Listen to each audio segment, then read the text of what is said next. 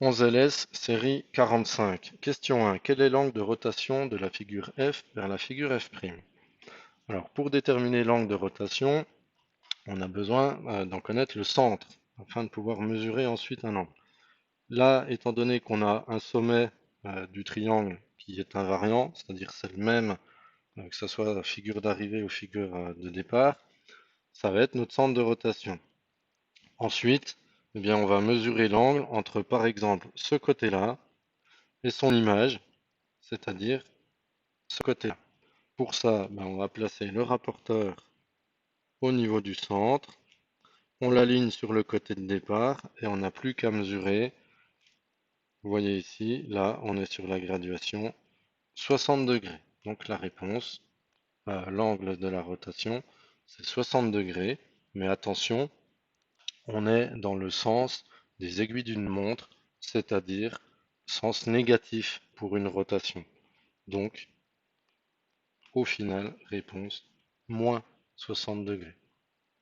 Question 2. Que vaut moins 3a carré si a égale 5? Bien, on remplace. On fait moins 3 fois 5 au carré, ce qui nous fait moins 3 fois 25 égale 75. Comme a est un nombre positif, il n'y a pas eu besoin de mettre des parenthèses. Par contre, si jamais vous remplacez une lettre par un nombre négatif, on met bien des parenthèses parce que ça peut avoir des conséquences au niveau des résultats, en particulier du signe, lorsqu'il y a des puissances. Question 3. Dans la figure ci-dessous, quelle est l'image du carré ABFE par la translation BL? Alors déjà, le carré ABFE, on va le mettre en évidence. C'est celui-ci. Voilà, un petit peu de coloriage. La translation de vecteur BL, ben, on va mettre en évidence BL aussi.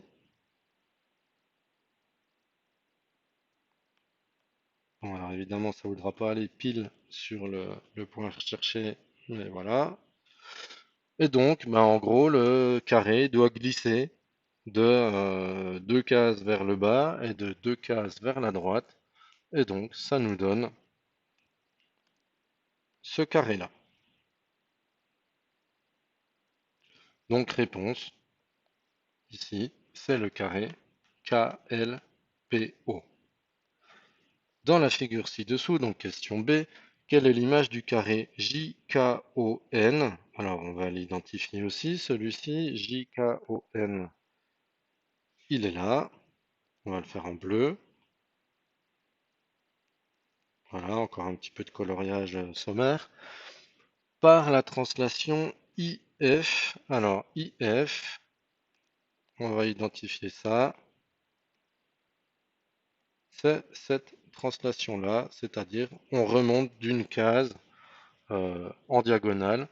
Et donc ça va nous donner GHLK. GHLK, donc qui se trouve ici.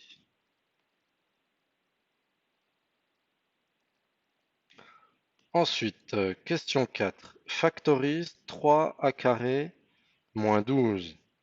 Alors déjà, la chasse aux éléments communs. On a 3 comme coefficient et 12, donc on va pouvoir mettre 3 facteur de a carré moins 4, puisque 12 c'est 3 fois 4. Ici, on reconnaît 4, c'est le carré de 2, donc on va reconnaître l'identité remarquable a carré moins b carré, et par conséquent, la factorisation complète, ça sera 3 facteur de a plus 2 facteur de a moins 2. Et on ne peut rien faire de plus, c'est factoriser au maximum. Question 5. Que mesure AC et justifie?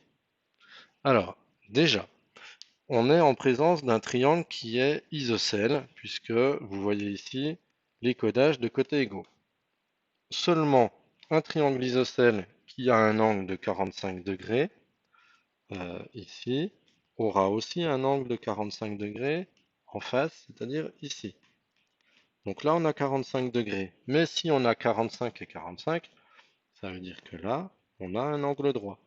Donc finalement, le triangle ABD est un triangle rectangle et isocèle.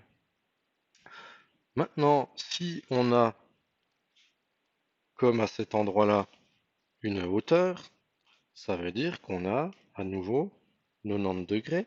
Mais comme on a 45 degrés, eh bien ici, il nous reste aussi 45 degrés.